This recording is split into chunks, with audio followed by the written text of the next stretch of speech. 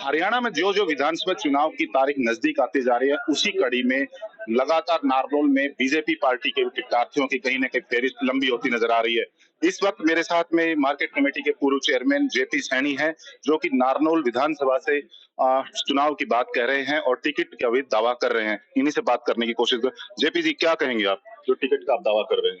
अभी जल्द ही घोषणा होने वाली है विधानसभा चुनाव की, तो मैं मजबूती से अपनी नारनौल विधानसभा सीट पर अपनी दावेदारी मजबूती से ठोक रहा हूं और मैं नारनौल विधानसभा में जो हमारी क्षेत्र है उसकी मैं सेवा करना चाहता हूं। जी, आपने जिला महेंद्रगढ़ की 4 विधानसभा नारनौल को ही क्यों चुना? मैं नारनौल का निवासी हूं, मेरे दादा परदादा नारनौल के, मैं तो पैदाइश ही नारनौल की है मेरी। आपने नारनौल का क्या विजन आपने देखा है और क्या मौजूदा स्थिति मानते हैं कि मौजूदा स्थिति में नारनौल की क्या स्थिति है?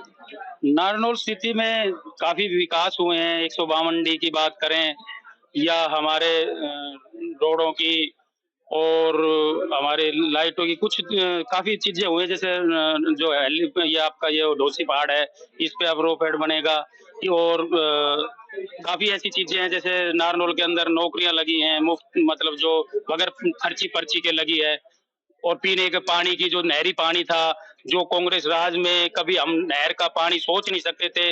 1200 फुट पे डार्क जोन था, अब 250 300 फुट पे चाहे नांगल चौधरी का छोर हो, वहां पीने की पानी की खेतों में फसलें नहीं होती थी, बारानी जमीन होती थी। आज दो फसलें बहुत अच्छी तरह से होती है। ये बीजेपी पार्टी की देन ही तो है।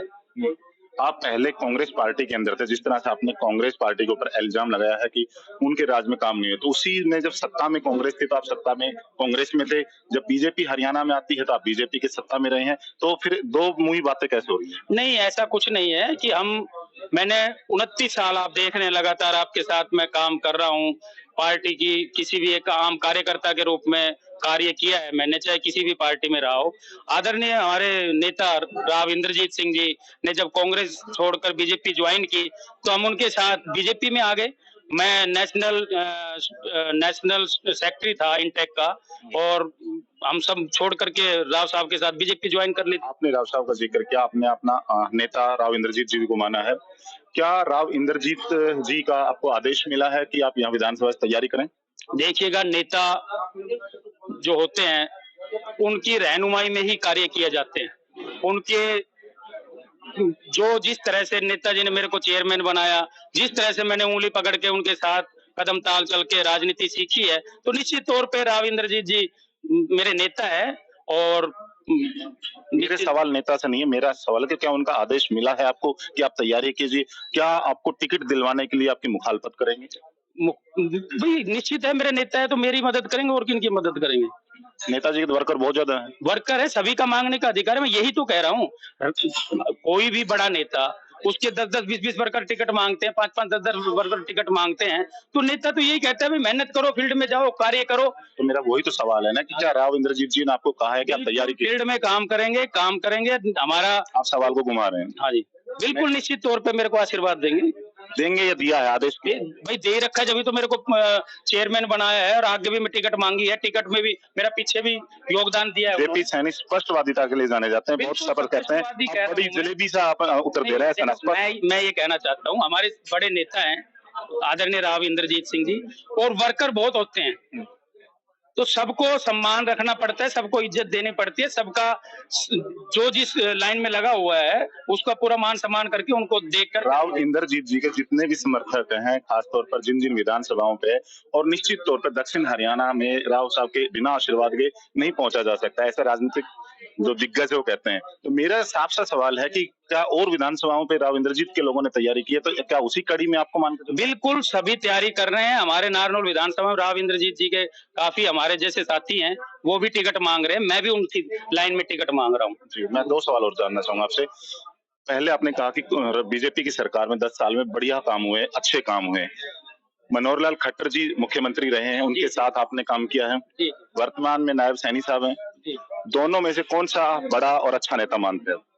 देखिएगा, पिछली जो टर्म्स थी उसमें भी अच्छा कार्य हुआ है और आदरणीय नायब सैनी जी ने जो अब ये हमारे मुख्यमंत्री बने हैं, सर्वप्रथम तो मैं आपके माध्यम से बालेंद्र जी ये मतलब धन्यवाद करता हूँ शीर्ष नेताओं का कि ओबीसी नेता को ये मुख्यमंत्री बनाया। दोनों में से कौन सा नेता आपको नजदीक लगता है, अच्छा लगता है?